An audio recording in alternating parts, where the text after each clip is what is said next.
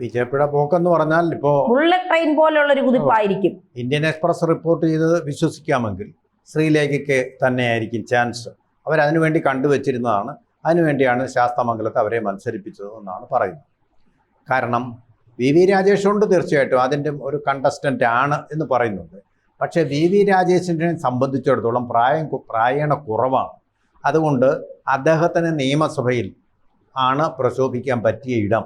കാരണം തിരുവനന്തപുരത്തിനൊരു പ്രതിനിധി എന്നുള്ളതും വളരെ പ്രധാനമാണ്. മേയറെ പോലെ തന്നെ ഒരു പ്രതിനിധി അവർ കണ്ടുവച്ചിട്ടുണ്ട്. രാജീവ് ചന്ദ്രശേഖർ തീർച്ചയായിട്ടും നേമത്ത് നിന്ന് തന്നെ മത്സരിക്കും.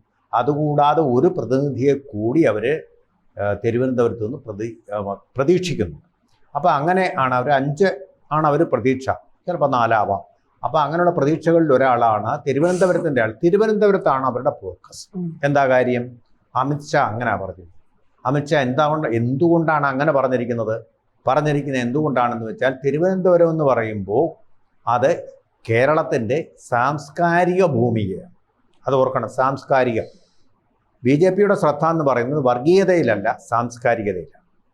ഈ ശ്രീ പത്മനാഭസ്വാമി ക്ഷേത്രം, അതുപോലെ തന്നെ ആറ്റുകാൽ ദേവീക്ഷേത്രം, നമ്മുടെ പൈതൃക ആഗോള പൈതൃക പട്ടികയിൽപ്പെട്ട പല സ്ഥാപനങ്ങളും ഇങ്ങനെ ആകാൻ സാധ്യതയുള്ള പലതും ഇങ്ങനെ ഒക്കെ ചേർന്ന ഒരു ഭൂമിയാണ് തിരുവനന്തപുരം എന്ന് പറയുന്നത്. അനന്തപുരി എന്ന് പറയുന്നത്.